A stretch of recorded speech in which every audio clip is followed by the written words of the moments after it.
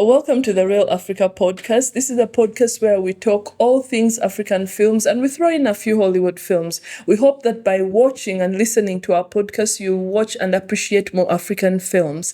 To my left and right, I have a few gentlemen who will introduce themselves.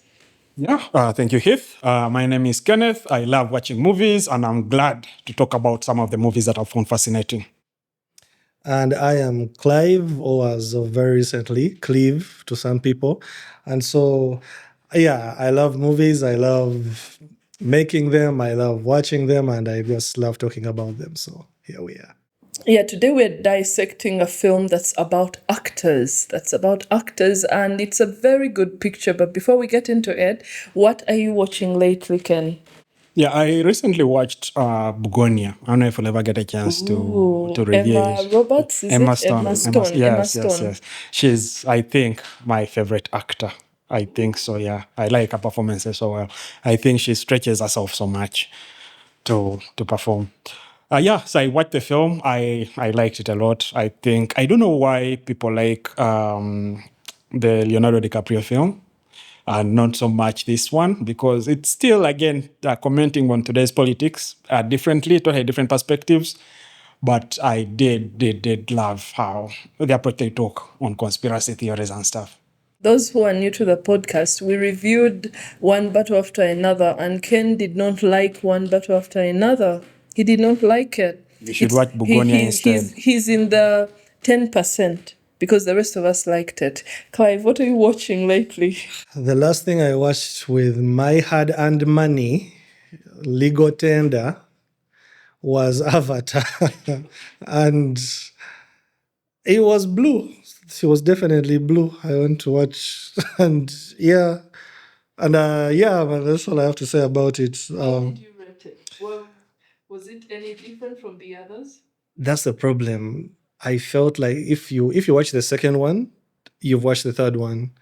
Like there wasn't really anything new and everything and any of that. But if you still want to go for the experience, to have something that takes you away from your annoying relatives for 3 hours, it's really a movie. But I've often said that we watch the Avatar movies for the visuals, not for the story.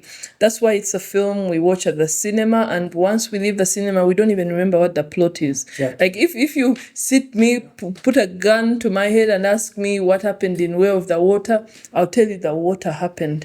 I don't remember anything about the plot. Avatar is big screen TikTok. As long as you swipe, you're done. The second one felt almost different from the first one in here and there, but then the third one was, for me, again, I don't want to knock it for anyone who might be into it. It was just, I don't know, I failed to find why it was made. You know, like how a filmmaker will tell you, I need to make this movie for this reason, for this idea, for this cause. I was just like, he just needed to make this movie to make the movie. You know, I think because you've made promises to someone. It's like how you take someone on a date because you drunkenly made a promise one time. And I have to do it. Okay. So our film today. What am I watching today? What have I been watching? I have been watching Alice in Borderland. That's the third season. It's on Netflix. I keep saying it's better than Squid Game, but that's just a few of us. Oh, is it similar to Squid Game? Yes, but okay. It aired before Squid Game season 1, and I know that Squid Game was popular when it did, especially season 1, so people forgot that Alice in Borderland had the same concept, but at a larger scale and way better, but, well, we cannot talk about it. But for me, I really, really loved Alice in Borderland, so you need to. It's Japanese, set in Tokyo. You love it. It's less dramatic. They did terrible marketing because yes, that happens to some Netflix things at times. You just find them randomly and how is I watched it. It was actually really good, really good. It's very good. So that's the thing is, Netflix has a very big catalog, right? Yeah. So for you finding. Actually, both ways. For you finding a good movie that works for you is going to really rely on how they market their stuff.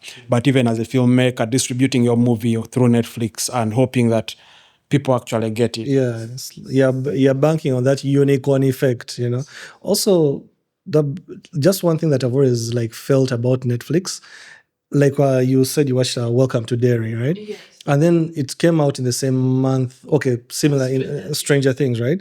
But then there's this thing where like them giving you the full season doesn't allow you to digest it slowly because you're getting it all at once. That binge culture kills a lot of moments where like it should have been like this 1 week. Remember like how Game of Thrones used to happen?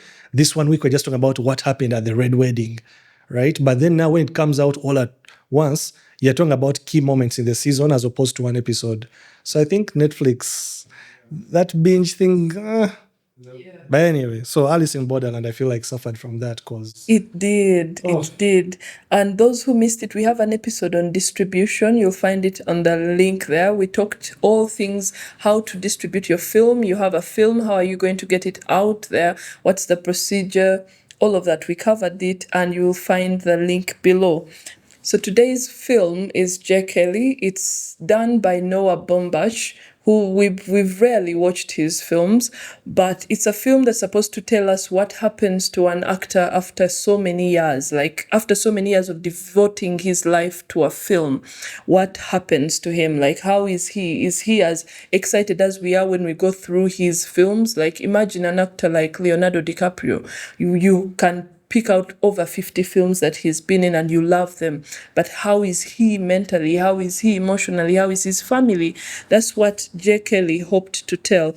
Now, it stars Jesus, I'm obsessed with Leonardo DiCaprio. Clearly. Ever since I watched One Battle After Another, I can't get him off his mind. But it stars George Clooney, Adam Sandler, who we rarely see in serious roles.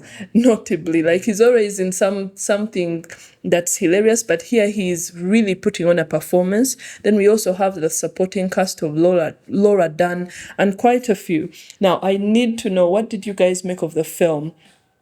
Did you watch it? Yeah, of course. I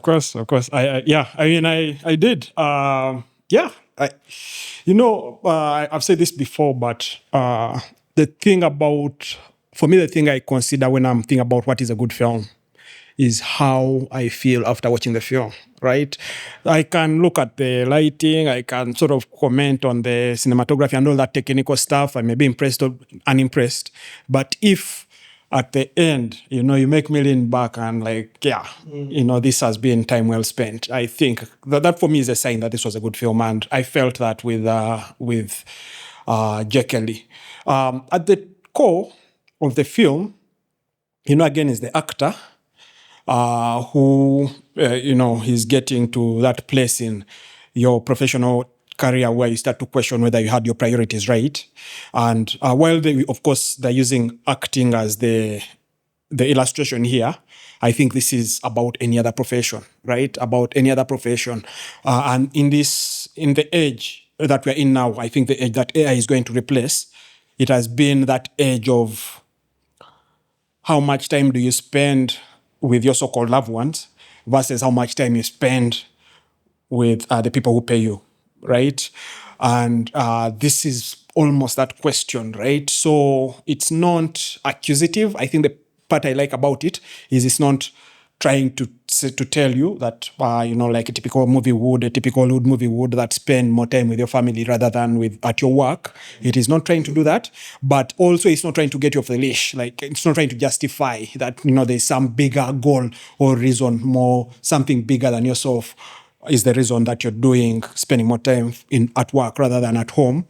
And I liked the dynamic there. I liked the estranged relationship that this guy has with the children, and his attempt to also sort of create what he thinks, I think, is the ideal relationship you should have with your children. He tries to recreate that, and then he realizes that the kids are not sad. I think that is for me the best part of the film is he realizes that, and we've had a similar conversation here before before we started recording this. But J. Kelly realizes that, the kids just live their lives. They don't necessarily need him to be there, and I think for him, sort of it kind of breaks him a little bit, but he also sort of, I think one of the conversations he has on the phone with the daughter is that I actually needed to do this, right? This was something I needed to do as well. That was the time, and that was the best decision I could have done for myself. But also, it's contrasted with another famous actor who chose a different path, right? And again, I think that's what the film shows, is that there is no one right way to live life, right? There is no one right way to live life, but this actor chose the path of going on the road with the family, working with the family, and so on and so forth, and trying to make the family his closest friends. But I think if we were to watch a movie of that actor by himself, then we would have seen an actor who has Ugandan problems of, hey, my relatives are so much in my nose, right? So I think that a big part of that movie was to sort of show that you have to accept the path in life that you take and own up to yourself. And maybe, I think what he's trying to do, what the film is actually about, what he's trying to do is where you feel like you've neglected a big part of the life that you think is important to you, try to overcorrect, try to figure out how you can correct that, because it leaves a movie to go on a train with the daughter and try to sort of impress the daughter in some way, but then it ends up becoming just weird. The daughter is like, yo, what are you doing? Like following me. And yeah, I think in essence, I liked the sort of nuance the film was trying to take around parenting. I'm a very young parent myself, so obviously the question of whether I'm doing this right or wrong doesn't, I've not yet answered that. But I liked the perspective, the non-judgy perspective that the sort of filmmaker is trying to give to this film. And yeah, in overall themes, that is what I like the most. And I'd like to hear what you guys liked about the film or hated before I can talk about technically what interests me. I think the one thing that stood out for me is the writer-director, Noah Baumbach. He's someone that I think I've watched like a few things of his. The most notable, I think, was Marriage Story. Oh, he's the guy. He's the guy. Oh, yeah. His things are intense. His stuff is intense, but also his dialogue just slides off the page. Like, it feels like these are real people. And like, that naturalism sometimes is forgotten, where like you can tell if you got this conversation out of a movie, it would be plastic. But like his, like, it really feels like, because there's that very famous argument in Marriage Story, where like if you've been around a bickering couple, or you've been part of a bickering couple, you're like, oh, that's, you get, someone recorded us and put this in a movie. Because you said things and you look back and you're like, hey. And so I loved how the dialogue was so like engaging, because for a story that doesn't rely on these things of action and whatever, and it's just moments and moments, like it almost felt, you could feel movement from scene to scene with like how they were talking. And that was like really fun for me. And on a grander scale, it really made me think about the concept of success, because all of us think success is tangible for the most part because of the capitalistic situation of grown up in. But like where is the spirituality of things, of connection that people have forgotten about? Because you can get to the top, but then you're alone at the top, and you've left all these people behind. And I see like what you say, like being like you being a young parent and other friends of mine who have children, and I see them sometimes focusing so much on providing and not being there, right? Yeah. And I've seen, there's a friend of mine who tried to like just hang out with his daughter when we were like around her, and she was not, who's this guy? He's always like, he's in imports and exports, and he's always out and doing things. So he comes back and the daughter is like, I don't know you, like, but everything he does is for her. So there's a very weird relationship this guy had with success that I see in a lot of people. And so it just made me think, like, what is success? You can be the biggest movie star ever and still be a failure, in that way. And it's a very scary thing to think about, because then you think about, as a human, where's the balance, So I really loved it for that. And also how different motives play out, because I remember he had a very strong relationship with his agent, and the agent had his own motives for making things work out, or reason for making things work out. And I was like, how do you balance being a good friend with also figuring out your side of the cake, And so I loved how it was balancing so many things at the same time. And them using George Clooney just made so much sense, because he's someone who has reached that peak. I don't think he's going through the same things as the character. Maybe he is. Who knows? Yeah. You know, but like it was such a, it almost felt like a fourth wall break. Yeah. That reel there where they show his actual real movies. You get, you get. So it was, it just called into question everything that I thought I knew about success.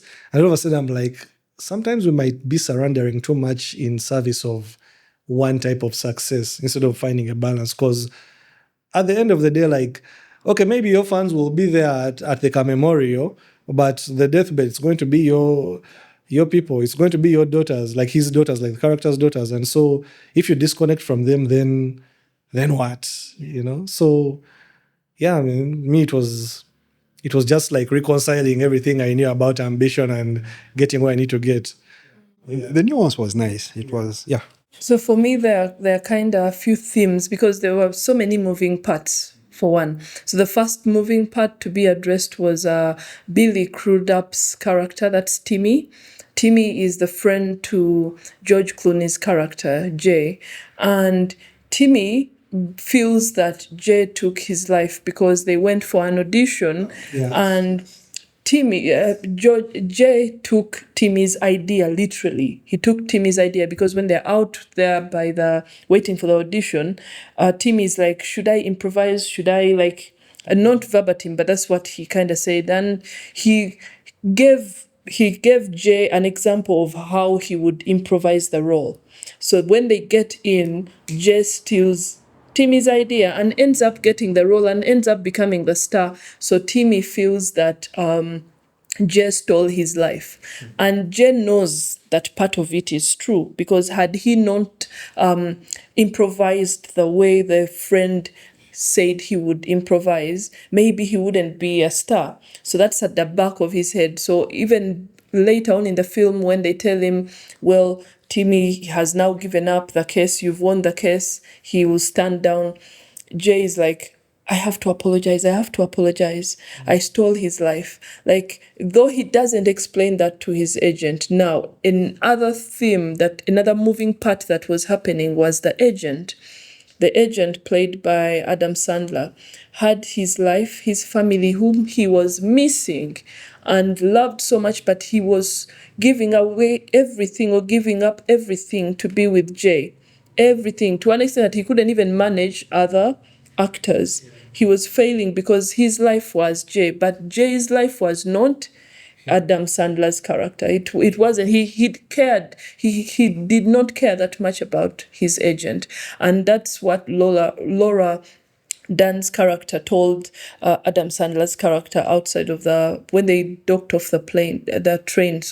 She was like, we love these people, we give them our lives, but they don't see us as friends. They don't see us the way we see them. We would do everything for them, but they would not do anything for us. And she cited that, he was invited to your daughter's Sweet 16, but do you think he would invite you to his daughter's Sweet 16? And they both knew the answer. And that kind of told that for the actor, it's, you're here for my money. And he even said it towards the end of the film, like, you're here because I give you 12% of my income. And yet for these agents, your success is my success. Like, when you make this money, when you get these films and these roles that I have to plead for you to get, I in turn feel a satisfaction as well, not just because you pay me.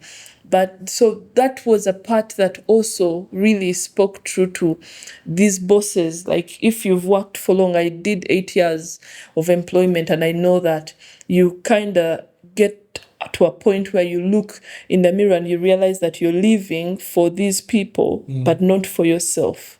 Yeah. And at what point do you call it quits? Like that point where he got in the taxi and is like, I have to leave this man. Like, I'm missing my children, I'm missing my family. So I like how well that was done. Then another theme that played out was Jay trying to impose himself in his daughter's lives. Like, he has been an absent father. In fact, there's a part where he intentionally stayed on set and would make the sets longer by asking for more takes because he did not want to go home. And he narrated that himself. Like when he stands and they are playing this with this, I forget her character, but they're on bed and then there's a child and all of that. He kept on asking for more takes. He did not want to go home, and yet his daughter at that time was being born and stuff like that. So in a way, he's not an innocent actor. Like the choices he made along the way, choosing to ignore his family, ignore his daughter, and even further along when he decides to get back into their lives, it's on his terms. That's really selfish. Like she has told you she wants to go to Paris with her friends, but you feel like this is my moment to be a father. Let me impose myself. And she tells him, but Dad, you're never alone. And I like whenever the daughters would say you're never alone, someone would pop up with something like to remind us, the audience, that he's never alone. So it's selfish, but it's a moment where you wake up and you're like, how do I make things right? But you want to make things right on your own terms. Like you can't make people forgive you because you now feel like you deserve the forgiveness, or you now feel you deserve the time. So even when he wants his father to be there for his tribute, I think the dad in his mind is like, maybe all these things you have missed. Maybe I've wanted you to come to this and that, and you have not been showing me the time. And now because you have a tribute, you feel I should be there for you. So eventually, for those who have maybe watched the film or not watched the film, no one shows up for the tribute apart from the only person he has lived his life with. Like, and that's sad. It is sad, but the fact that the agent was moved to tears by the reels of the different roles that they have played means, well, he's the only person who has seen this character. And so for me, Jay as a character isn't one to be like, he was not portrayed in a nice light, which is good. He was portrayed in a real light of someone who put his career first, went in, didn't care about his children, and now he has woken up to the reality of what happened. So that was the film for me. I see. No, that's interesting. I agree. I think that usually, again, when you watch a film, you sort of want to get a sense of what argument is the filmmaker making, right? Or you want to get a sense of, what theory of the universe, what theory of life is this guy trying to sell. And this movie is really about, for me, it's about relationships, right? How do you balance your relationships and what is the most important thing, right? So the relationship between Jay and the agent, technically supposed to be a transactional relationship, yeah? You do your job well, I do my job well, we get paid, and in a good life, we can't love our family, right? But then the agent starts to ask for things outside that transaction. The agent starts to ask for friendship, right? The agent starts to be more involved, right? So Jay, the relationship Jay has with the family is, I provide for you, you grow up happy, I be your very proud, famous dad, and everyone is happy, right? So that is okay for him, what he's offering. Or maybe the kids, what they expect is, because again, we don't see a lot from the kids' expectations. We see kids who have accepted the dad they have, right? We see kids who are like, okay. Maybe the girl over the phone was angry, but at this point in this film, she has healed. She has just moved on from him, right? And we see sort of now what the agent wants more from Jay. It's sort of like there's that spiritual debt, and maybe the agent thinks this friendship with Jay can heal it. Jay has his own spiritual debt. I think why people call it midlife crisis, where he thinks maybe a stronger relationship with the kids will heal it, right? And so both of them in this approach get rejected, right? But this agent here is also not being very honest with himself, because again, he's chasing a deal, right? Because the movie starts when Jay refuses to do a film so he can go and chase the daughter, right? When Jay is in his midlife crisis. So this guy leaves, I think, a family event to come and chase him. But in the end, the guy is chasing the what? The bug. The guy wants Jet to go back to work so he can score the bug, right? And I think the question for me this brings, the friendships you have, right? I don't know where I read this, but I think some like long time ago when I was still even on Facebook, the guy wrote that a happy. So he wrote two of them, right? So there is the cliche one that a happy man is a man who has a wife who can cook, a man who has a wife who's good in bed, and a man who has a wife who is good around guests and stuff like that, and hopefully none of those wives has ever met each other, right? That is a joke. And the guy was playing the same pun on friendships that, you have a friend you go with to church, you have a friend you go with to the bar, you have a friend you have like a variety of friends, and you know for sure what you get from each friend, right? And for me, that's, I think, what the movie also was, for me, that's what it got me to think about is, do you know what you're expected of in each relationship you have, right? Because the argument of I will pay more attention to my kids over my job, that also is not valid. You can be overly present in your kids' lives, right? That argument for me is not valid. The argument is that I can be a friend to my boss. It's also a very tricky one, right? It's also a very tricky one, right? And then the friend who you can, who expected more loyalty than what the argument that now that we are friends, I'm going to miss out on an opportunity to be a star in a film just because we are friends. That's also stretching it too much, right? So the thing is, you have all the relationships in your life. Are you aware of the expectations and how much you're willing to sacrifice to keep each, right? I think that for me is what I took away from the film. Yeah. I think also like it's a very interesting point about like how the agent was trying to be like friends with the boss, because I see it in a lot. That sort of dynamic is questioned in a lot of like workplace situations, where like two ways. Will you give everything? Like you can. You have to ask yourself: are you going to give everything you have for a job? And when you do, will the job return the favor? Or will they just replace you like this? I'm staying overnight. I'm doing working overtime.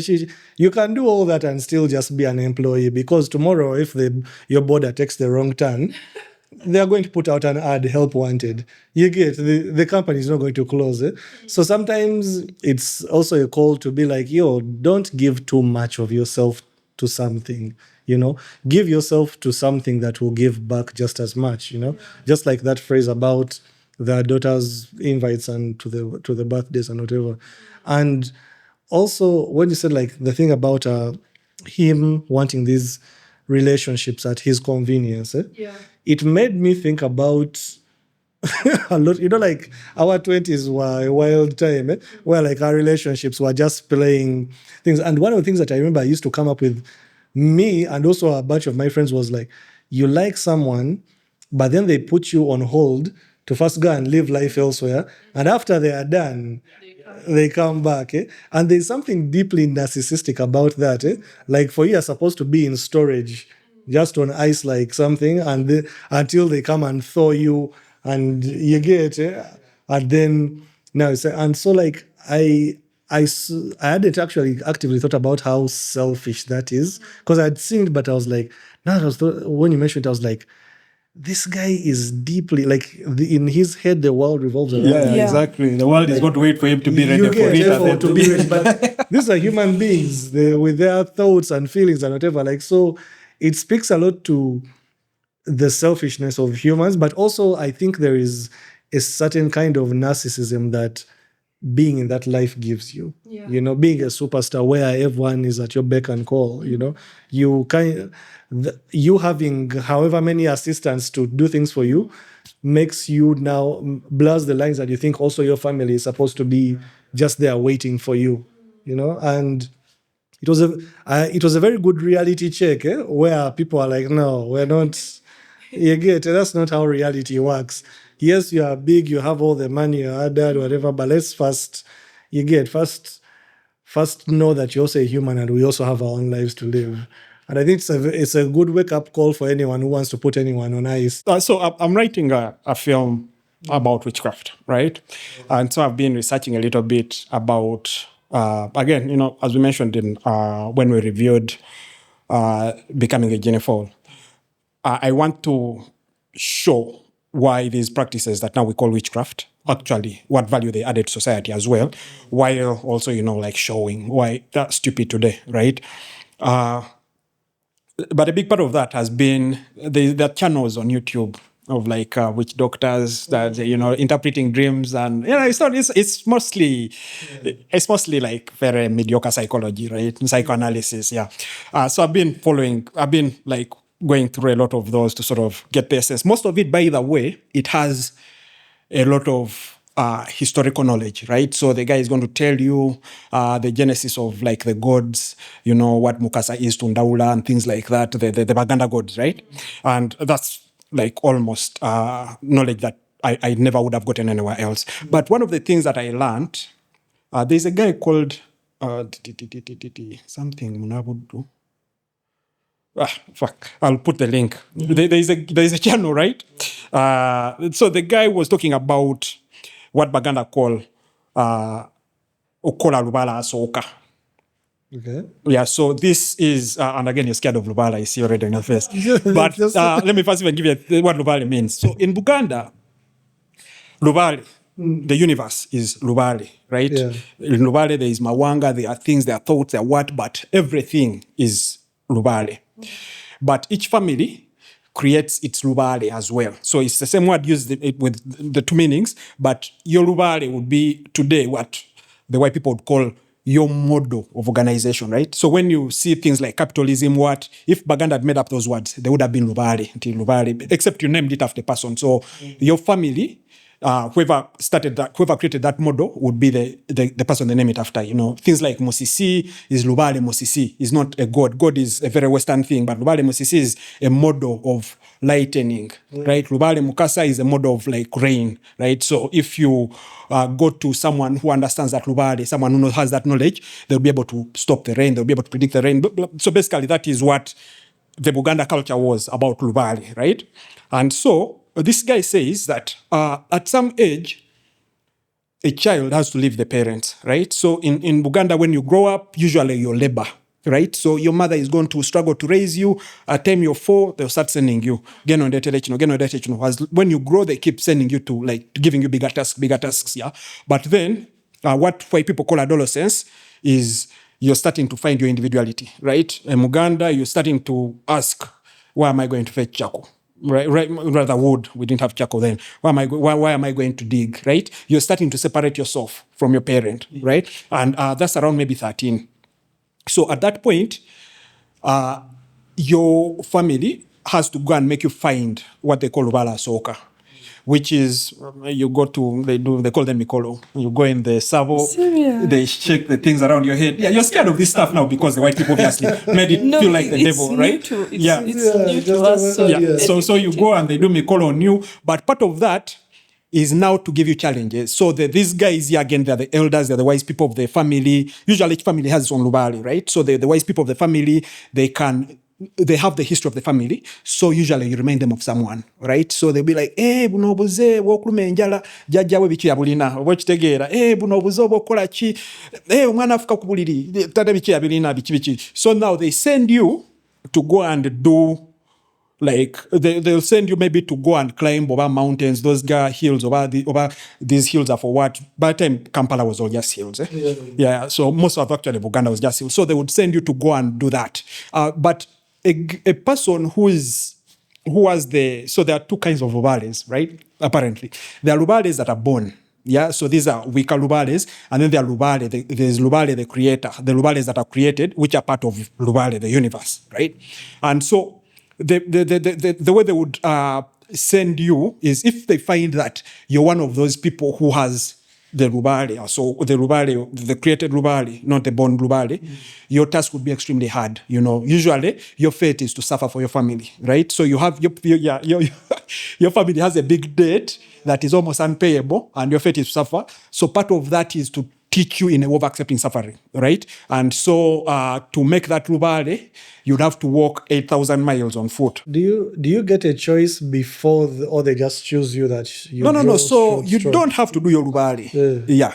but they prescribe, right? So when when you're stubborn, they prescribe for you, they tell you, you have a kawik Lubale, you have maybe a bichi Lubale nakayaga. Then they just give you some weed and you're cured, right? It depends on who you are. But then you could be unlucky when you have and I think most of this, okay, from how I understood it, from how this guy was explaining it, and also like most of the knowledge I have already, is they could diagnose early things we call now depression, things we call, things like that. Because we see now people who get depressed, and no matter what is given in their life, they never come out of that depression, right? And so these are things that they would sort of diagnose, in so-called Lubales. And so if you're a person who is inherently depressed, they will tell you, they will give you a task that is almost unbearable, and they tell you this is your way out, right? But people who actually manage to people who manage to do that, to do the task. So if they tell you, for example, if you're doing that Lubale, the created Lubale, you have to walk 8,000 miles on foot, right? But if you manage to walk 8,000 miles on foot, this is not one walking. So this was another long walk. No. Long walk. I was like, No. But when you did that and you managed to come back, you would have healed yourself psychologically, right? And you're ready now to you become now the Mukasas, the Chiwanukas, the Dungus, all those guys had to do that. They had to do that trip. And you become now a level of those Lubales. The Lubales now we think are the only Lubales. Those are the big Buganda Lubales who don't belong to any family. The strongest yes, in yes. the And you become actually a Kabaka. So the Kabaka thing also was what? The white people made it like a king, like we belong to some sort of monarchy. But each family, if you had a person who did that first Lubale, they become a Kabaka. Like that is the word Kabaka. That's what means a bigger Lubale than normal Lubales, right? And so, okay, the thing I was thinking about, the movie. I don't know how we got to it. I was waiting for. Yeah. So the thing I was thinking about the movie, and again, we weren't so much because there was so much context, but the way the Buganda raise their kids, at least from what I've gathered so far, is your parent, when you hit adolescence, stops, you have to find a second parent, right? So if you have like Boboli Mubazi, you go and live with someone who's going to give you that second calling to become an adult, to train you into becoming what? A Mubazi, right? But today, you're stuck with your one parent, right? So you're almost entirely going to become a second version of your parent, right? So because if your parent is an actor and you choose not to act, in this movie, the doctor actually chooses to act, right? But if you choose not to act, you're going to sort of become a wanderer of some sort, right? Yeah, unless you have that second parent who takes you up on your talent and makes you that. Yeah, and that is the thing that I noticed in that film is, if I was to write a film like that, I would like to put like the cultural context of like, if I'm writing it from a Buganda perspective of what is the nuance around parenting, like if I left my kid, if I took my kid to boarding school, I hate boarding school, but it's what we have, right? If I took my kid to boarding school, am I abandoning my kid? Yeah, am I abandoning my kid? Is that good parenting? The conversation he has with the daughter, the other daughter who is out of his life, right? But also the question is, if maybe the kid chooses to go and do something else, and I want now them back in my life, are they being a bad child by saying, you know what, Dad, I don't blame you. I think you had to do what you had to do, but man, I have to do what I have to do now, right? Yeah. So that is what I was thinking about. Like, there's so many models of parenting, and I think we're fixated on that Western version of parenting where your parent is sort of going to be your friend until you die, that we forget that actually, you're supposed to emancipate yourself. It's part of growing up to emancipate yourself from your own parents to become your own person. Yeah. I think like the more society, especially like our society that started off with traditional ways, I think the more we go ahead, we start, again, we're living in the age of information. So I think we become more, we start like mirroring more of the Western side of things, and we forget those behind. But there is merits and otherwise to both. Where like now, I think now you have to find a blend of the two, where you pick some traditional things and then some modern things, because like there are a lot of traditional things that don't work for today's society, especially with these Gen Zs who are like raising anime flags to take over our governments. You get like, so you have to find an intersection between two to make it work. And now for these ones, I think given how absent he was, for him they just completely decided, you know what, lone wolf, let's raise ourselves and find our own way. It's also nice that they didn't actually hate. Okay, maybe the first daughter, but this second one didn't actually hate him. Because the instinct never goes away. You want a parent, because even like you'll see people like who didn't grow up with a dad or mom or whatever, and they found their independence and became their own people. But like, if you ask them, had they been given a choice, they would still want a parent, So like, I think there's no hate, but it's a thing of necessity. You just grow up, but there's not always resentment there. It's just like, hey man, I just don't have it. What am I going to do? Yeah. And I think we shouldn't forget that they are girls. Girls are bonded to their daughters, and sons are bonded. Girls are bonded to their fathers, and sons are bonded to their mothers. So when you have an absent father as a daughter, there is a way it impacts you. It impacts everything, given your relationships. It's the same way for a son who grows up with an absent mother, or a mother there's a way it impacts them. Yeah, it's a psychological thing.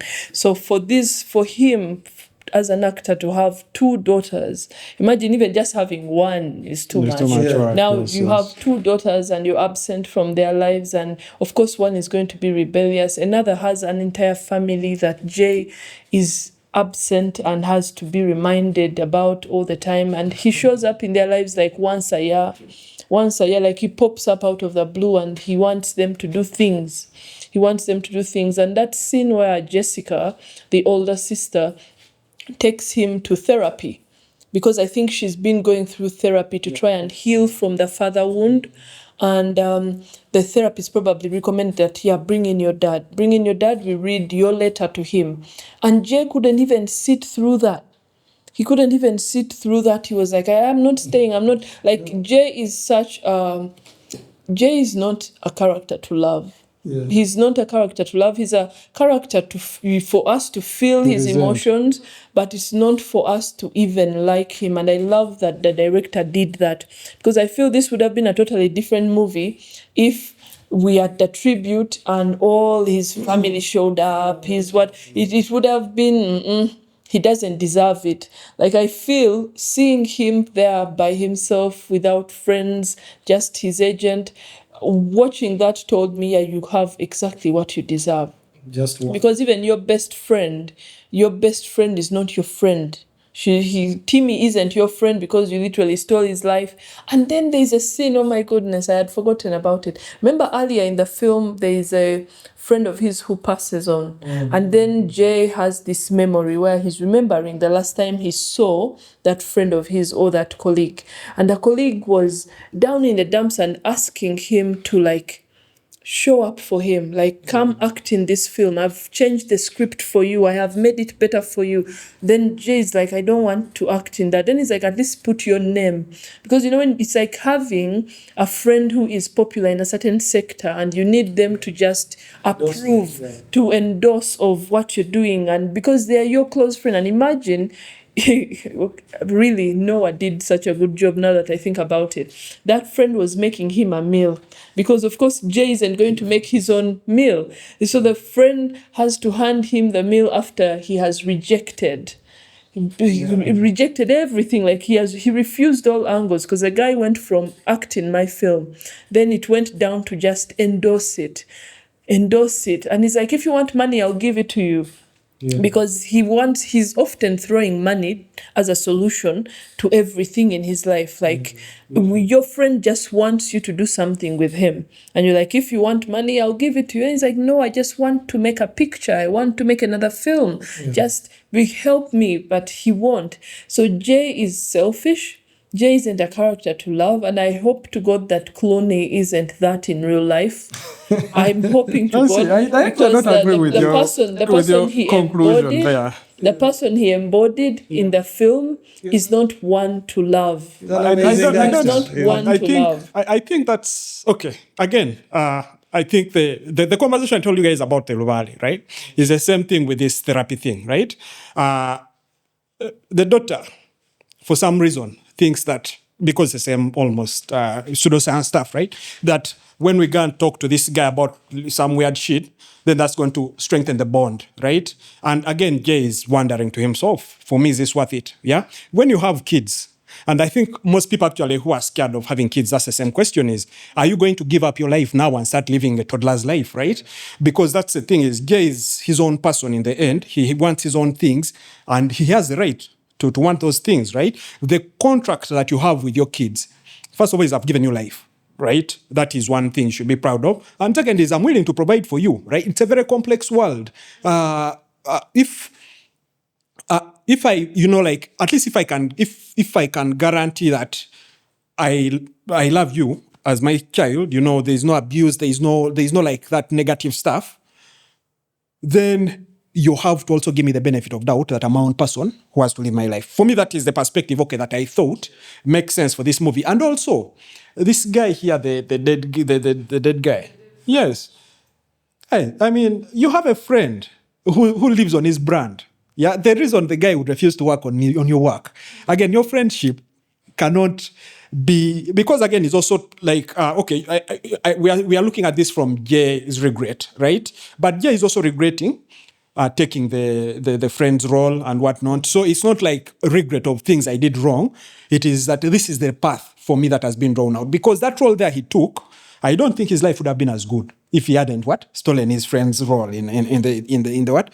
This is, my luck has put me here, but I'm not going to compromise my brand for your friendship. That is who he is. And I think that in the end, the conversation he has with the daughter on the phone is for him to accept that, okay, I can't have it either way, but I'm not like regretting why I had to do this, why I had to put myself first, right? What I think you're considering to be selfish. For me personally, when I look at the character, I see a person who found something they love. This is also not something that is common, but I've seen porters. I've seen these guys here, they talk about these Buddhist monks. These guys who find out that their calling is to be a monk, and they leave their family and go and sell all their property and whatnot. And no, like Buddhist monks, the Buddhas, they call them Sayawadis. Yeah, but priests, you start from there. Priests, they sort of make you as a kid. They groom you to be a priest, so you never start a family. But most of these guys here who become like, it's called a Sayawadi, the venerable Sars, whatever. What they do is, you can now be there, right? And then maybe you hear, they call it the Dhamma. You hear the Dhamma, and you realize that everything is a lie. You get that, they call it Astri Mantra. You realize that your life is a lie, right? So you have to now follow the path of Buddha, right? And that means leaving everything, shaving your head, leaving everything and going to a monastery to practice forever, right? And this is the same level of selfishness, right? This is the same level of selfishness. But the reason is now when those guys tell their stories, we admire it. We say, oh my God, you made a lot of sacrifices to follow the Buddha. But this is, if you find your calling, it could be acting, it could be whatever it is, you're allowed to be selfish to yourself, especially if you're not hurting. For me, that's, okay, my theory, and that is what I thought the film was arguing, is my kids, I don't owe my kids anything, right? I don't owe them anything. I gave them life, and I will take care of them to the best of my ability, and I will love them, right? But I have my own life. I have things that I want, and I am entitled to chasing those things as well, despite the existence. That is how I see it, yes. I disagree on some level, because here's the thing. Like, I feel like the bonds we make are what separates us from some animals, in a way, because you can make that, a snake could make that argument. You will lay eggs and be like, you get a chicken and like, cool, I've done my part in giving you life, and then I can go off and keep eating rats or whatever I do. You get, but like, I feel like we need to strive to have something beyond that, because think about how those girls saw their father, right? They presumably lived the best privileged lives they could. Yeah. They had shelter. He gave them life to begin with, like you've said. They had shelter, they had food. I don't think they ever wanted for anything. But you can provide all that and still be a stranger, And that's where the problem, I think that's where the disconnect for me with your argument is, because what those are very tangible things that are away from you in some way. You know, like in a perfect society, the state could provide that for the most part, you know. And so, how would you be different from the state if it did? Not ours, obviously, but like again, like a proper state. But and so for me, my thing is like you have to be emotionally present to some or in some way, because there's in beyond giving life, there is guidance that you need to give kids, you know. Like a father is supposed to teach his son how to be a man in very many ways, you know. A mother is supposed to teach and vice versa. A mother teaches a son very many things, gentleness and all these things. And so to just be like, you eat, you have a roof over your head, I don't feel like it's enough. And also love goes beyond that these days, you know, because again, anyone can, okay, not anyone, but like you can access that from elsewhere. But that bond of, your father providing a meal for you, and you sitting on a table with him every day on Sunday lunch or whatever. You guys are going, like, if you look at those two households, you're going to have a very different like sentiment about the world, you know. You're going to have a very different sentiment about your dad when he's there present, like emotionally. So there's a bond that's I'm not disagreeing, but I think you guys are looking at the child more than the dad, right? You're kind of putting a crown on the dad's head, right? Your dad sitting down with you for dinner every day when he doesn't want to be there is worse than him not being there at all, right? Yes. The thing is, again, if the world is a luck game, right? The parents who are so invested in their kids, right? And these are actually usually moms, right? The parents who are so invested in their kids and they want to be part of the kids' detail, right? And even those parents, at some point, they start to nag, right? They start to feel like they're too much, right? Then there are parents who, I'm talking about only good parents now, like the parents who want to strike that balance, right? They want to observe you to make sure you're standing upright, you know, you're not like shy, you're not a thief, you know, and then they want to let you to figure out what you'd want later. Then there are parents who, I'm a doctor, you come from a line of doctors, you gotta be a doctor, right? So then there are those parents as well, right? And now there are parents who think parenting is just one part of their life, right? It is not all of their life. Yeah. And where they get a calling. And again, I feel like my dad, for example, used to work in Japan, right? And by the time, you know, people couldn't move the way they move right now. Yeah, you spend a whole year when the man is working, then he comes back and life goes on, right? You know, he keeps in communication when he can, and life goes on, and you don't feel the need to look at him every day, right? And obviously the advantage, and I remember this very well, because the advantage I had from my cousins and so on, whose parents were around, is that we were richer, right? We had bikes when we were like 5, would go and the cousins come and they beg your bike and things like that. And for me, that was more important, to be like the guy with the bike than the guy who's eating dinner with my dad, right? Yeah, that is the honest truth, right? They're definitely variable. And obviously, like as I grew up, I started to see, like in my own personal development, I started to see the debt, right, of not having the father figure and how to compensate for that and how to build the relationship with your father and so on and so forth.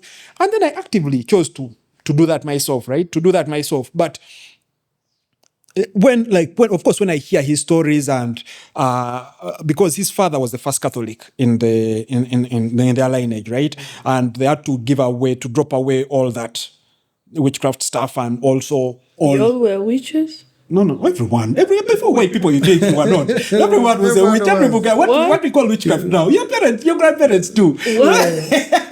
No, but like, okay, so his father, right? They have to throw away the traditional stuff because they found the Catholic Jesus. Yeah. And so, but with that, also you throw away your relationships, because if your auntie, the generations of people shaking, you want to stay away from them. And so they sort of had to rebuild their root from there, right? And so I understand that part is, if he hadn't prioritized money, I would have been the one to prioritize money, right? And if I also don't prioritize money, someone up in our tree has to prioritize money, right?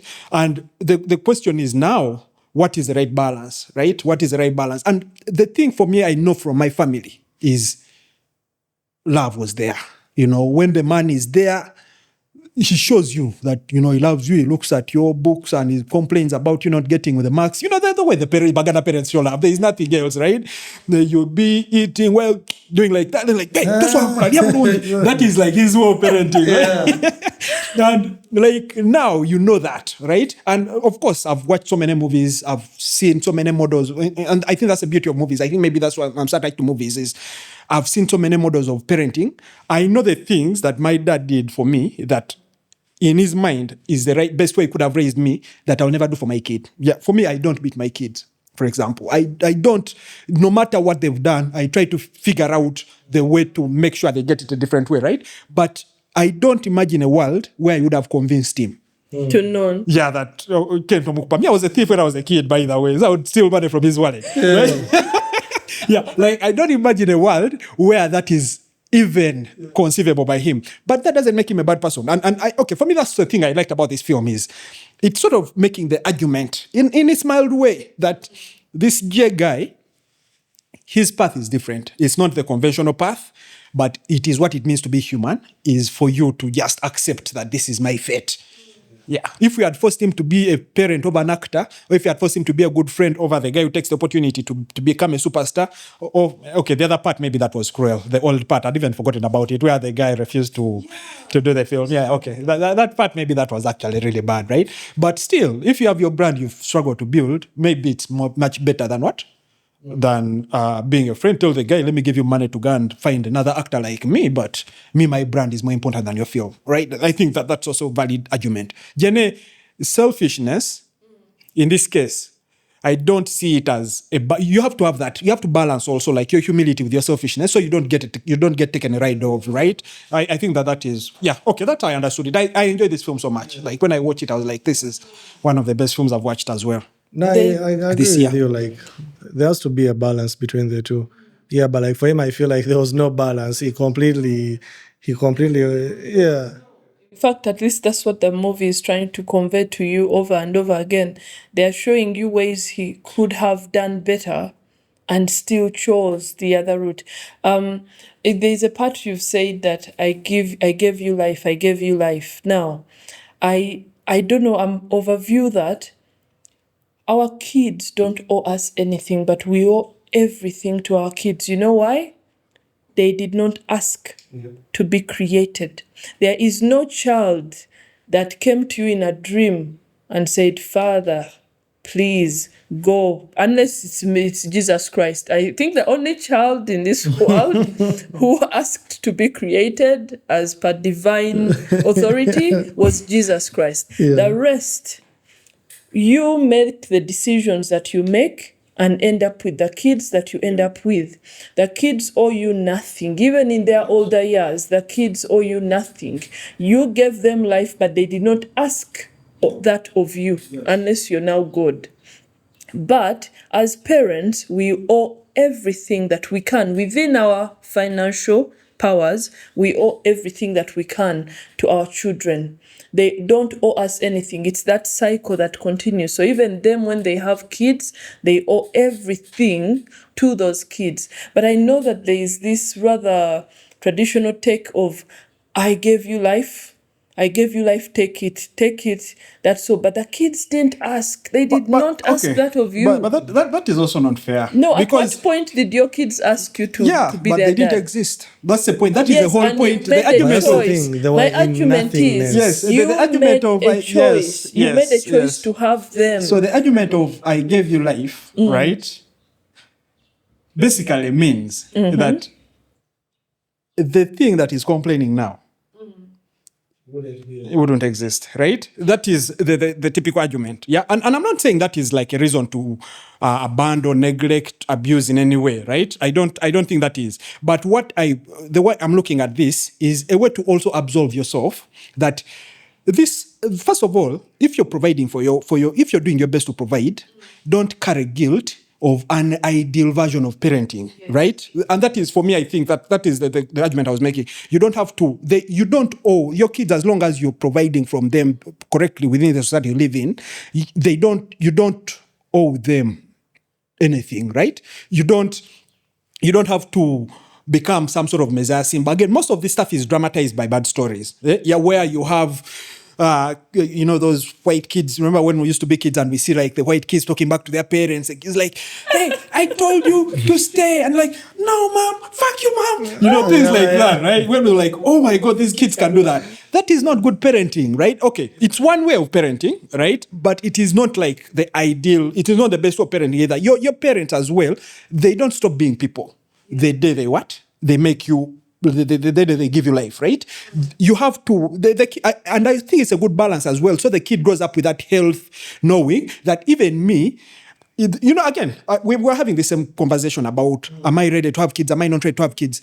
There is that assumption of the perfect parent. And, I think this is also propaganda that has been raised, to maybe cut population or whatever. There is that assumption that you have to be in that state of what? Of readiness. You have to be ready to do this and this and this and this. And even if you can provide financially, for some reason, you have to also be able to provide things you don't have. Like if you are not raised emotionally well, you're not going to manufacture the emotion. You're going to provide the emotion you have. And it is up to your kid. Again, the point of giving life is your kid has the opportunity to improve on you. Good parenting is just to improve on you, the parent? On your parenting for their kids, right? Good parenting is just that, being a slightly better parent than your parent was, right? Not to be the ideal perfect TV parent, because that one doesn't exist. I think that for me is what I get. Anyway, sorry, I interrupted you. No, I like the parenting angle. I think that's why the movie worked for me. I enjoyed the parenting angle so much because actually I thought, from how I interpreted the film, especially that last conversation where the guy has the conversation with the daughter. Yes. And I think the beauty of the film is it does not actually exempt him either, right? So he's sitting alone he chose work, so he's with his workmate, right? At work, right? And that is okay. But alternatively, he could have, anyway, he didn't have a home to go to. That's true. Yeah, he didn't have a home to go to. And I think a big part of the film is everything is sort of impermanent, right? Whatever you choose, even if you chose your family, they're going to go away. Even if you chose to be overly involved in your kids, they're going to get married and they're going to want to move away, right? They're going to want to move away, and you'll be that parent who complains, blah, blah, blah, instead of figuring out a different life, right? But that's the thing, like, your kids are going to move away on either side of what you are, but are you the kind of parent that they would want to visit? That's the question, because there are times where like you just can't wait to leave a house. I know people who are like, man, I'm just waiting to save up some money. The second I get enough for 2 months rent, I'm gone. Yeah? And then the others like, man, you guys, I can always go back home. Like, there's love at home. So at the end, like, what sort of parent do you become when your kids are ready, when your kids are able to leave? Yeah, definitely. I think a big part of building a home, and I don't think this actually has a lot to do with presence, right, is building that home that kids want to come back to, right? Yeah. And we talked about the father who is present, but no one wants to be present around him, right? When he comes back, everyone disappears, right? That man can be home 24 hours. But if no one wants to be around them, then it's worse than if you went to safari, right? Because I remember again, my mom had the best mom on earth, right? And well, second best because I'm the best mom, but okay. We'll put them in a ring. No, at this point, every good. son believes they have the best mother. But mine really was, though. Okay. Anyway, yes. I remember like one thing that encapsulated how privileged I was to have this woman as my mom is when I used to get in trouble, because I used to get in trouble a lot. And then you're in trouble, like 5 of you, and they're like, man, we are going to call your parents. And the guys are shaking. The guys are actually like shaking. They want to run away. They're like, I've never seen someone shake like out of a movie like that. And me, I'm also worried because she's not going to be Muno happy. She wasn't like Muno, someone that lets me get away with things. But there was chance for a conversation. There was chance for like peace talks. Like, yo, listen, I messed up, but let's first, you get it? I'm like, I can always go back home. Like, okay, they've caught us escaping from school. You're all suspended. Man, guys are like, man, me, I'm going to lay low at which village, like, man, I'm going to get this suspension letter. I'm going to take it back home. They're going to give me the death there, but man, I'm going to go home. You get, and so like, that's like a litmus test. One of the litmus tests is like, what kind of parent I would want to be. Like, are you the kind of parent where, like, if something goes wrong, your kid has been caught driving illegally with other kids, are you the sort of parent they can call, or are you the sort of like, man, you guys just put me in jail for a week and I cool off, but I'm not meeting that man, you know? So yeah, that's also very good child. no, I know what you're saying. I know where you're going with this. Sometimes if you let a kid off the hook too much, I think you're speaking from the bias of being a good child. The actually bad kids who abuse that. Kids. Yeah, I know, but like all in all, like even away from that, just be like, are you in a position to be like someone where they're like, you know, like we've said, like you can go back, because I've talked to too many people who just can't wait to leave. They can't breathe. Those are people who rented. We're in university, and the second they graduate, they're like, mommy, I'm renting. Yeah, and like, okay, good on you for growing up really quickly, but it was never on good terms of like, I want to grow up. It was always like, now that I have a chance to leave this house, and like, I'm gone. And but I also think that, okay, so I think the version of babying your children out of the baby age, you know, again, the 13 age from this guy's story was the age of emancipation, right? I think after emancipation, your tone as a parent has to change to allow, okay, I mean, maybe it's a very complex balance to strike, but you have to make sure your kid knows that it is time for him to start his own life, right? Yeah. He's no longer a baby anymore. He's now a son. He's not a child. Or he's now a daughter. He's no longer like a baby. So that they don't again feel like, you know, they are 30 and instead of like going to get their hearts broken, they prefer to stay under your shade as the parent. Because again, that also sabotages them a little bit. Yeah, because there has to be a balance. Even like when you're saying, like, let's say they're causing trouble, again, you can't let them off the hook completely. But then there's a difference between slapping around someone who has made a really bad mistake, like leaving gas on, and beating your kid half to death. Yes. You know, there has to be... I think by the wall, so maybe telling the kids, except our parents would exaggerate. You know, like our parents used to tell us, hey, like everyone's parent I know walked 100 kilometers to school, right? Yes. Like, apparently, and they would sell coffee. Mine would use the coffee store. Yeah. We would sell bags of coffee to go to school. My mom used to tell me that story. Then I found out she was driven every... But she's also piggybacking on the line. Yeah, I was like, I think that like if you told from like an honest part, right? If you told your parents, your kids rather, your actual growing up, it sort of puts a good amount of context on your version of parenting that maybe they're willing to forgive a little bit, especially when they grow up. Because when they grow up, they realize you're just a complex person. But if they have this baggage of like your story, right? Me, I was lucky. My grandfather used to live with us in his last days, and by the time I was I think alone in Vac or something. And so he would tell me about my parents, about, you know, like, so I would put context, you know, like now you have an opportunity to know your parents as kids, right? Yeah, obviously he was respectful as they would be, but he was telling me actually about himself. Like when he was my age, he would ride his bicycle to Kampala, apparently. Anyway, he was in our villages in Pigi, so on and so far. And then he would make some money, he would go to Kupakasa, he didn't tell me what he would Kupakasa. Then he would come back with so much money, he would buy for everyone alcohol. I'm like, Mzee doesn't drink. But it's also sobering seeing your parents as human beings. That gives you that third dimension where you look at them as like not parents, but as like humans, right? Yeah. And in the end, you sort of start to understand, like, hey, okay, maybe Mzee is like this because of this, maybe Mzee is like this because of this. And that gives you context. When you're parenting yourself, you forgive yourself because you know, my parents were people. You are not this imaginary thing called a parent. Because you can imagine, like, your kids are going to look at you like you are this pillar of the law and whatever, and kumbe there's like a file of suspension letters. That's it. Yeah, so slightly away from parenting. Now, this movie was on the shortlist for the Oscars. Yeah, we talked about nice. We talked about the Oscars last weekend, on the last episode, let's say, and we mentioned that it's crucial for us now that we are lucky that most of the films that are going to be nominated or on the shortlist are available to stream. It's crucial for us to watch them so that we make our own perspective of who the winners should be, or when they do announce the winners, you're like, yeah, I actually watched this film and I think it deserves it. So when you watch J. Kelly in that light of the Arts Academy, do you think that it will deserve maybe Adam Sandler? Because I know Adam Sandler is up for Best Supporting Actor. Yeah, George Clooney may not get a nom, but I know that Adam Sandler, well, the word is Adam Sandler or Bill Crudup, who shows up for less than, 15 minutes for the film. And that's the same thing even with Train Dreams. William H.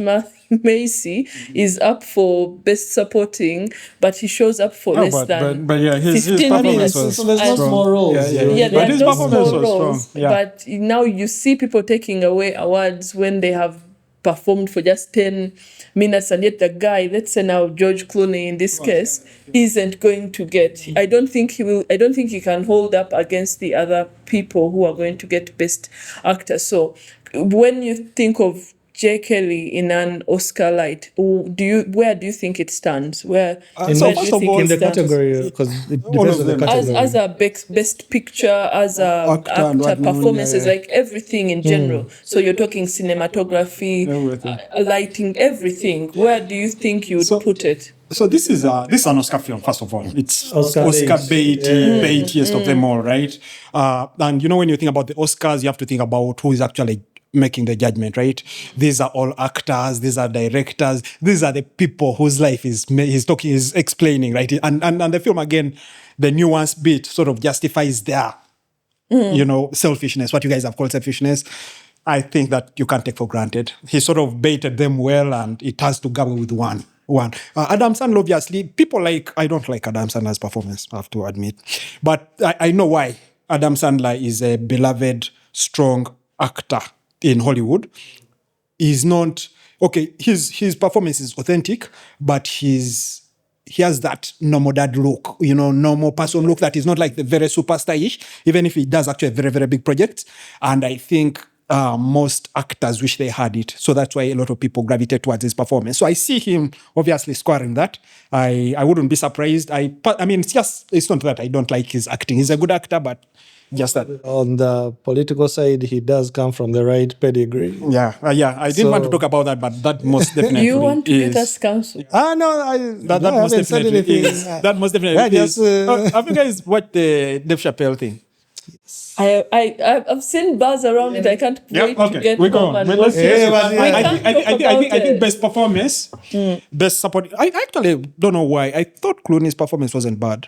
I haven't seen maybe the people he's competing with. Oh, But- he's up. He'll be up against Leonardo. He'll Ah, be no. up. Just think That of every- Leonardo he'll performance be- wasn't that good. Okay, but Here's the he'll thing. also be up against Michael B. Jordan. He'll be up against like the films for sinners. Sinners really? has a political Yes. angle to it. So it Yeah, will win, but actually. actually he did really well. I mean, he Yeah. played two people and they were very distinct. Okay, Yes. Sinners. Yeah, Yes. my But thing many would be people Sinners. have played to be. Anyway, I have a different opinion on Sinners that I think maybe. Yeah, the performance. we shall Anyway, talk We should talk about Sinners I someday. think George Clooney's performance in this was really good.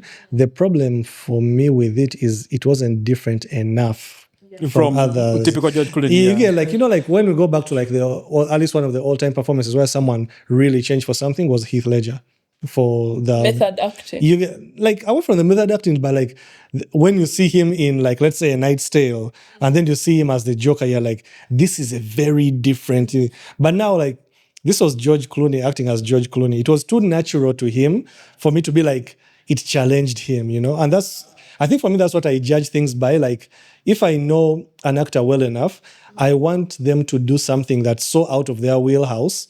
Where like if they are charismatic, then they play something like again. That's why like Leonardo's in One Battle After Another stands out for me because he's so charismatic. So like him playing this bumbling guy who's just stumbling through the plot was very interesting for me to watch because then I feel like I'm watching someone else. But yeah, I felt like I was just watching George Clooney. You get it? So I'm okay, like, I see. It was nice, but it wasn't different from what he is, I think actually like everything you've said is why I think this is a strong performance because again if your performance is so good that we can't tell you apart. It's like you came to do a documentary. I think, I think that is what makes it a and strong that's one. what he said on the train and said many times in the film that, oh, you're always acting yourself. And then he says, try acting, try being yourself and see how hard it is. I think there he's trying to tell us that, well, it feels like he is just being He's arguing with the but- Oscar guys. He's like, you try portraying yourself. Like a fourth Try wall link, portraying- like, yo. Because they repeated it like 3-4 times. First, when his acting teacher, I think I'll call him professor or something, told him that. Then again, he repeated it on the train. Then again, like 3 times it came up. So I think he's trying to tell us that even if I'm playing a life that seems so close to my own life, it's not. I'm not just walking through this montage. And I think the fact that we know who are voting, right? These are the guys. They also know how acting is hard, how acting yourself is hard, and things like that. So it's like, I guess, like, I know, just for me as a fan, like, I just like to see I see what you You mean. want to different see things. complex. Though I know it's going to be a very difficult Oscar season or even Golden Globe season. There are so many performances. There's so many films. So let's try to watch all of them so that when the awards actually come out, I don't want to hear people say, Sinners was snubbed. Sinners was snubbed. I already see that going to happen because for us, the people, Sinners is perfect. For the community that won't be named, it's perfect for us. Definitely entertaining. But when now you look at it in the grand schemes of the whole cinematography, everything, where does it lie? Where does Ryan Coogler lie versus Wes Anderson versus Paul Thomas Anderson versus now Noah? Like, where are you putting him? For him to win Best Picture, where does it, like, But watch all of them? Sinners, by the way, was, It was good. It is but competing, I think. It's We are a saying musical. this. It's a musical. So, okay, if I put it's it not- against Wicked for good, yeah. Sinners is really, really there. It's good. I feel Cinematography, I feel like it Yeah, has a strong cinematography. case. It has a very I feel like strong everything. case. Because it had- Picture, best picture, I feel like, okay, it may not win, but it's not unfair to say it's in the competition. Yeah, And yeah, I think yeah, it yeah, really, yeah. really deserves to be. It Because deserves to be. We forget a lot that these things movies are for the people, and it really entertained the people. Like, you know, sometimes Oscars have this sort of like modern art thing of like, oh, we don't want to do the mainstream thing, but at the end of the day, like, you know, like, art is supposed to reach people because with what's that thing? If a tree falls in a forest and no one's there to hear it, did it really make a sound? So like, them fighting against mainstream stuff sometimes doesn't make sense. And so they might look at Sinners unfavorably because of that, but I truly think it's supposed to be there. It should be. Anyway, it's back at the cinemas. I told you they've brought these films back. They want the audiences to appreciate them one battle after another, and Sinners are also back. But before we go deep, how have you rated J. Kelly? okay. So I saw J. Kelly's The Making. So The Making You is even on, went that far. No, He it's not on loves- Netflix. He It's loves not on J. Netflix. Kelly, Yeah, by it's the not way. on Netflix. I saw it. They spent so much money. If I had that money, I would solve poverty. I swear. But in terms of film, I like films in general. So I usually like films about films. I think that the story for me made a good argument. It sort of tried to balance, at least from the perspectives of parents, the way I know them, from the perspectives of friendships, from the perspectives of like having a professional life. And I know it was about actors, but you know, it could just be a CEO, it could just be, you know, a manager, it could be anyone. I liked that in that regard. Overall, I like Clooney's performance. I think Sandler's performance was okay. I just have like a weird bias against him. So that's what I would say. Maybe 7.5. I would give it a 7.5. Yeah, Okay, I thought it was a Clive? good film. I don't know, man.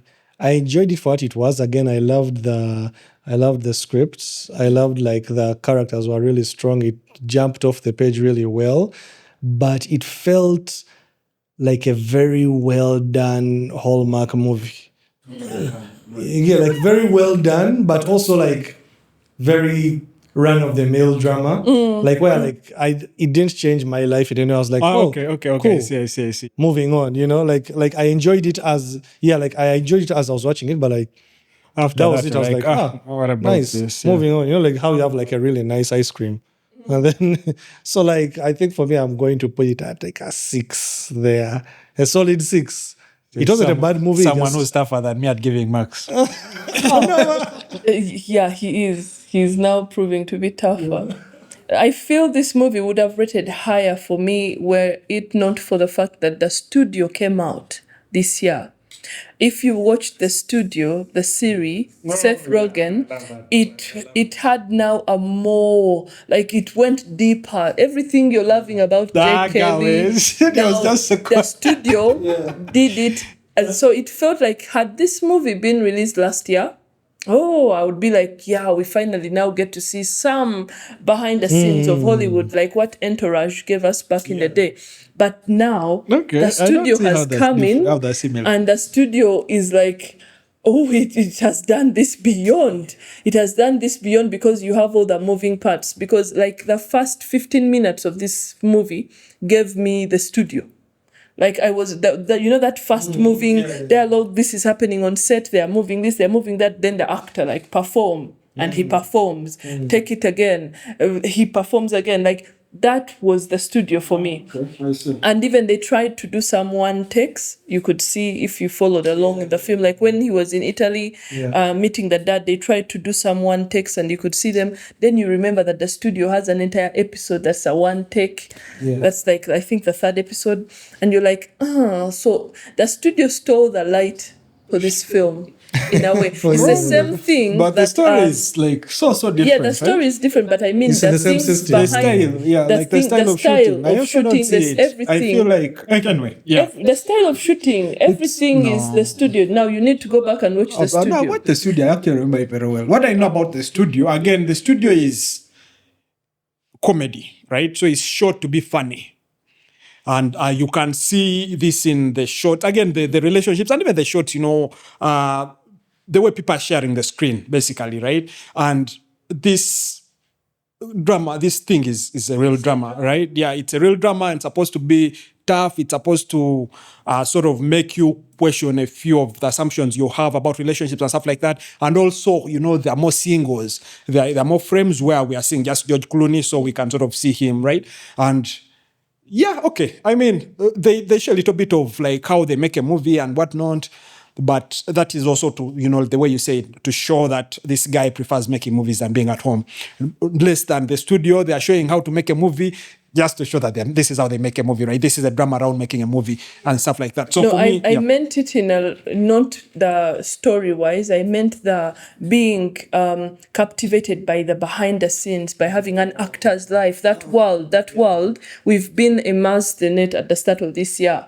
We have seen it already with the show. So now that element goes away. So now we are left with the story. So that means your judgment for this film has to come with the story.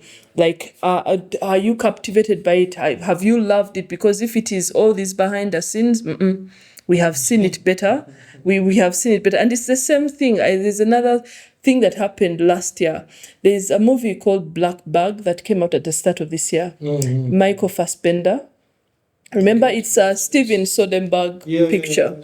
Now, last year towards the end, a series came out called Agency, still starring Michael Fassbender. Both those films, he's a spy.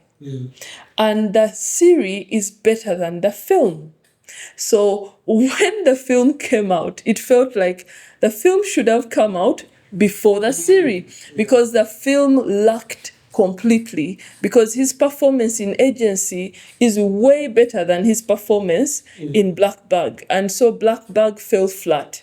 Because if you watched Agency, you're not going to like Black Bag. If you'd never watched Agency, yes, Black Bag is a good movie for you. So I feel like it's the same thing here for me personally. For Jake Kelly, if I did not know of the studio, I would be like, wow, and imagine they showed us the agents, the costume designers, this, like that would have been more reason for me to give it a higher rating. If the studio made maybe the decision to release this maybe 2-3 years in the future, you would have appreciated it more? No, because I would have had more seasons of the studio. What I mean is, now I have to just dissect the story. So my rating is a 5 out of 10. Oh, wow. Because of the story. Every other thing falls away. And now I have the story. And the story, whereas it's deep, it evoked some emotion in me, it's not a deep enough story to write home about. Like last week, we talked about Train Dreams. Train Dreams is, in comparison to this, Train Dreams did not try so hard, and yet it moved me. You know, there are some stories that are not pushing so hard, but then when you leave, like what Clive said, like at the end of the film, you don't have anything much to write home about, anything much to move around your day going like, man, I watched this thing and it stayed on my mind. Here, I just see a selfish guy who kept on making selfish decisions, had no reason. Like the director did not show me the reasons why he kept on making the selfish decisions that he did. The director showed me the selfish decisions being made, but not the why. I think also, do you know that most of his past is seen through regret? Yes, it is, but he is not asking these people that he messed up. He's not asking them for forgiveness. The only person he says sorry to, and this is when he realizes that he has no one left, is his agent. That's when he finally utters the word, I'm sorry. And at that point, he's just saying it because I want you to come to my tribute. Like, everything is about this guy. When you watch this movie again, you're going to realize how selfish he is. Because he could have told his daughter, Jessica, on phone, honey, I'm sorry. Can we have that conversation that you wanted us to have? Can I now meet the therapist? He would have led with, I am sorry. I want to be in your life. But and the things daughter like wasn't he right. Didn't. That No, is the what the daughter was director... right because... No, again, that is what you're... No, what you're missing you're out... projecting on the daughter. The daughter I'm wasn't not right either. projecting on the daughter. What I'm trying to tell you is that she had a father wound. And but these are Lubales. These are imaginary things. These are structures. I told you at the start of our review, what I I'm saying mentioned... is the model of how the way you interpret your relationships, right, is based on your culture. So all these, that's Freudian psychology, by the way, of father wound and what. This is just models that people make up, right? It's not like real stuff. That's what I was telling you about Lubales, is how these guys interpreted their environment. The reality is, again, you have to have the multiple perspective version. Is the daughter sees the world from here, Jess sees the world from here, right? And when they fail to meet, it's not because one is right and one is wrong. It's because they have different point of views on the world. I know that were you a female, we would be having a totally different... And I like to go back to that because I have mentioned at the start of the podcast that women have different bonds with their dads. Now, if this film was about a mother treating the son like this, you would have a totally different perspective on it. Now, I, as a female, understand the father-daughter wound because it is serious. It is so serious. And if you meet a woman who has a father-daughter wound, even the relationships that they form with men, it's hard for them. It is so hard. Because the first relationship that a woman gets to have in life is that they have with their father. And if you have a father like J. Kelly, who's in and out of your life because he's on set and choosing to deliberately be there, he's choosing, like, dude is like, can we do this again? Let's have another take. Because he doesn't want to go home to you, his daughter, to one extent that it affected you so bad you had to go to therapy. Because she didn't go to therapy because she was well. She went to therapy because she wasn't. That's what the movie is showing you. So I can't downplay her emotions. And the fact that he did not even have he didn't say sorry. You see, he didn't. And even when he made that call, it was so that she can come to the tribute. Like for him, everything is that, I want you to see my work. I want you to see. It's all about him. Mm-hmm. It's not even about his daughter. It's not about his father. It's not about anything. It's about him. So honestly, yes, the story is of a guy we shall not like. There's nothing likable about him. I did like the guy a lot. So it's a 5 out of 10 for me. I get also piggybacking off your thing with it being similar to the studio. I've remembered something that kept like itching at me. It felt like a lot like BoJack Horseman.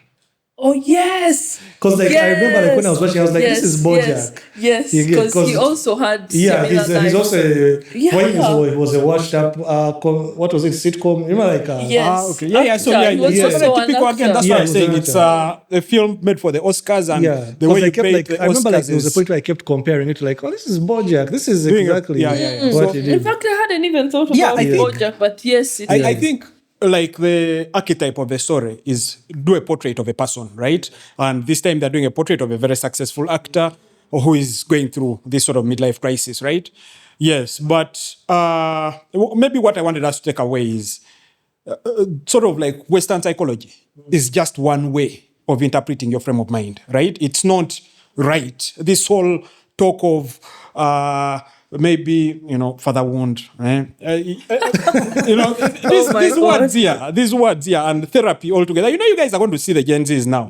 They're going to become immune to therapy because they use words like this. You talk about I forget the words now, but this again is similar to the things I was telling you where Buganda thought Oba Jajabichi had bewitched you, and then you have to give Oba a clothing, Oba you have to what. It's the same thing. The therapy stuff is not like real science. Like two things. The first one is I do see the father thing in something I don't know if we mentioned where the other daughter wants to become an actress. Yes. You can tell it was her way of trying to reach out in Yes. some way. Yes. I mean, Yes. she'll deny it if you would ask her straight Yes. up, but like you Yes. can Yes. tell like Yes. it's not a Yes. mistake that she would Yes. choose that Yes. path, right? And as far as like culture and these therapy things go, like it's contextual. Of course, there are things that are therapy is going to work in a certain kind of culture because they have been exposed to a certain kind of way of life, And yes, the Gen Z stuff will stop working, and I've seen it because I've seen roots of it because they are very normal things that are blown out of proportion because of buzzwords. Anxiety, depression. Everyone has depression these days. Yeah, everyone is. Everyone who gets pissed, they use bored, I'm depressed. You take a walk, drink a soda, you'll be fine. Could it be that they're going to be more healed than us? Because as now it's going to feel like today's podcast is about Healing. Yeah, but I many think that's what things, this film is but, about, by the way, in a sense. they are going to be more healed than us. I think it's because, going to be a scale. They are going to be more healed than us because they are addressing their traumas, they are addressing their situations and whatever it is. We never addressed it. Are you guys familiar with the writer we called? always found a way, yeah? Are you guys familiar with the writer called Jordan Peterson? Yes. Yes. So Jordan Peterson comes into the Zeitgeist by figuring out the right combination of words that addresses the male wanting thing. Again, therapy had stopped working for the males. The males obviously don't believe in Lubale because they're white. All the models we had before, psychological models, hadn't worked. Then this guy comes and puts his book of the book starts with make your bed before you leave your bed. It's and the guy got a big following because of that, right? Even these Gen Zs, someone is going, the Andrew Tates, the people like that, someone is going to come with a framework that sort of gives your mind some sort of structure because these words that now we use, the psychology terminology doesn't work, right? And this is just the way the world works is you label the thing, you start to believe that is a reality until someone disillusions So you. for me, I see a scale going to happen where okay, first we are down at the bottom here, we never got our help. So as we get more aware of these things, yes, the awareness is going to help us heal from a lot of things. But then there's a plateau it's going to hit, and then it's going to become a crutch. It's already becoming a crutch where like any small inconvenience, it's because of this, I'm depressed, it's because of this. And then it's just going to go down because now it's going to create a whole new set of problems where people don't want to deal with the issues. Because one thing it has done, like what you're saying about the Andrew Tates and whatever, it created for men an escape to not do their work. Where it's like, women are the problem. You get it? It's sort of like, no, you work hard, respect to get some money. No, but they're like, no, the women are the problem. You are just living in a society that which you get. And it gave an escape for weak men. But the vacuum it was feeling was again men who overcompensated, who wanted to almost become women. Like you guys watch Modern Family. Yeah. The guy, the father in Modern Family, right? Men who had become like almost feminine, right? So that is what Andrew Tate and the whole clan came to compensate for, and they overcompensated. And then, of course, someone is going to come up with his own book. Yeah, so I think it's like up and down. Because like, honestly, there was another one who was like, there were two guys that were like Andrew Tate. They were called Fit something, Fresh and Fit. Something they were on YouTube, and I remember the person who introduced them to me was this scrawny little guy who had been rejected by everything with a heartbeat in Kampala, and so like you could I tell. hope he's not watching. I hope he does. I hate him so much. Like, so here's the thing: you could tell like he was doing the messages those guys were saying, like were projecting, was something that spoke to him, because then it took agency from him. It's like, oh, I don't have the problem. It's the world, it's the women with the problem. And so like a lot of those people, like a lot of people who cannot compete in normal society, especially in the context of men, turn to those people, because instead of like rising above their circumstances, they want to pull the rest of society down. So it's really weak men those things speak to. Okay, But I think we have to wrap this up, gentlemen. I think the No. rest the rest is now AOB. If you have watched J. Kelly, let us know in the comment section how you have rated it. Yes. Let us know if you loved it. Do you feel that our ratings are fair? Do you agree? Do you disagree? Let's continue the Do you like conversation. Jake Kelly after watching the I film, or do know you hate that him? Ken wants you to love the film. We also love No, the do you film. love the character? No, not the film. Oh, Jake the Kelly character, himself, yes. yes, Do you yes. love the guy or do you hate him? Does he resonate with you, and also your parenting choices? Don't forget to watch our podcast wherever you are able to hear it from or watch it. It has been fun hanging out, and please look out for our next podcast. Thanks. Yeah.